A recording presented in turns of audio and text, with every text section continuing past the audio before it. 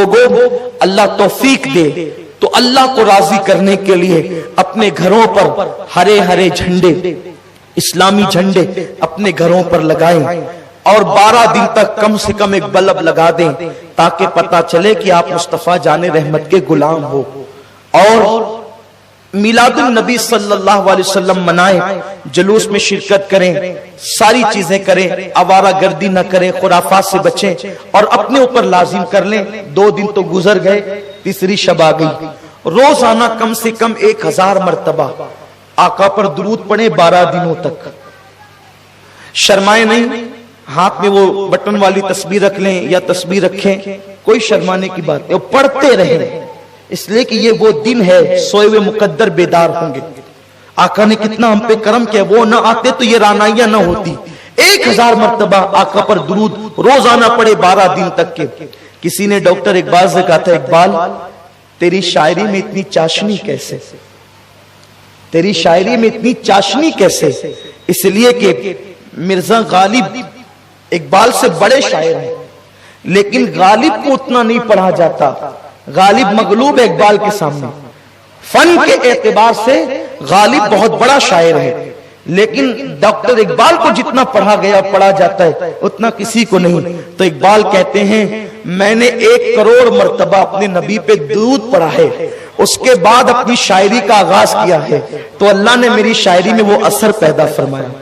یہ اقبال کی شاعری کا راز ہے کہ جب بھی پڑھا جاتا ہے انقلاب پیدا ہوتا ہے. ہو نہ وہ پھول تو بلبل کا ترنم بھی نہ ہو، چمنے دہر میں کلیوں کا تبسم بھی نہ ہو نہ ساقی تو پھر میں بھی نہ ہو، خم بھی نہ ہو.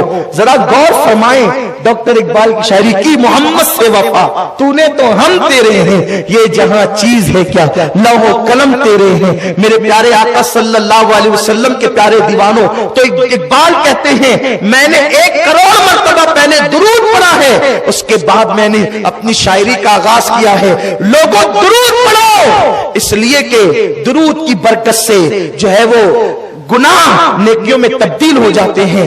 آقا فرماتے جو دنیا میں مجھ پر جتنا درود پڑے گا وہ جنت میں وہ سب سے زیادہ مجھ سے قریب رہے گا. آقا فرماتے جو درود پڑھنا بھول گیا وہ جنت کا راستہ بھول گیا. خود بھی کثرت سے درود پڑھو، درود و سلام، اپنے بچوں کو بھی لے کر کے بیٹھو، درود و سلام پڑھو. اور کئی سالوں سے ہم اسی لیے مرکز سنی دعوت اسلامی جامع مسجد یا رسول اللہ پر 1 ربیع الاول سے لے کر 12 ربیع الاول تک 24 گھنٹہ درود و سلام کی محفل رکھتے ہیں. 24 گھنٹہ جاری رہتی ہے محفل. آپ کو جب ٹائم ملے آپ تشریف لائیں تاکہ درود و سلام کی محفل میں شرکت ہو. وقت نہیں ملے تو خود ہی پڑھیے. لوم چلا رہے، لوم چلاتے چلاتے پڑھیے. عورتیں کھانا پکا رہی ہے، کھانا پکاتے پکاتے پڑھے. جو جس کام میں ہے اس کام میں پڑھے. اور درود کے لیے سہولت تو یہ ہے باوضو پڑھو تو بڑی فضیلت ہے. لیکن اگر کوئی باوضو نہیں پڑھ سکتا، بے وضو پڑھنا چاہے تو درود شریف کوئی بے وضو بھی پڑھ سکتا، اس کی اجازت ہے. میرے آقا علیہ السلام کے دیوانوں کثرت سے پڑھو، آقا کا دیدار ہوگا، مصیبتیں دور ہوگی، تکلیفوں کا ازالہ ہوگا، بری تقدیر بھلی ہوگی. تو میں امید کرتا ہوں کہ آپ 1000 مرتبہ روزانہ. آپ کہیں گے کتنی دیر لگے گی؟